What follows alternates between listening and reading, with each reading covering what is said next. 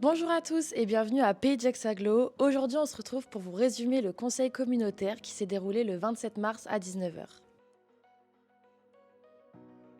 Premier thème abordé par les élus, l'instauration ou non d'un versement destiné au transport dans le PayJax. Cet impôt que peut instaurer l'aglo serait payé par les entreprises gestionnaires et les collectivités publiques. Le président de l'agglomération, Patrice Dunant, a insisté sur la nécessité de préserver l'activité économique du territoire et donc les entreprises locales qui ont besoin de soutien. La principale critique à cet impôt est qu'il viendrait faire financer par les entreprises françaises les transports publics qui bénéficient aux travailleurs frontaliers pour se déplacer vers la Suisse. Le vice-président en charge de la mobilité, Hubert Bertrand, s'est également prononcé contre l'instauration de ce versement.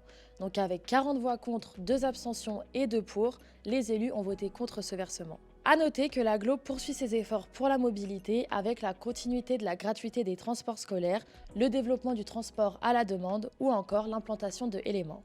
Pour les transports en commun, ce sont plus de 13 millions d'euros qui sont engagés par l'aglo pour le désengorgement des routes. Soucieux de maintenir l'attractivité touristique du territoire, les élus ont voté pour le versement d'une avance de trésorerie remboursable sans intérêt de 500 000 euros au syndicat mixte des Monts-Jura avec le département. Ce versement permettra aux Monts-Jura de prévoir la saison estivale dans de bonnes conditions. Dans le cadre de leur engagement pour l'attractivité touristique, les élus ont également validé le versement d'une subvention pour l'Office de tourisme intercommunal du PayJax de 430 000 euros pour l'année 2024 dans le cadre d'une convention d'objectifs entre l'agglomération et l'Office de tourisme intercommunal.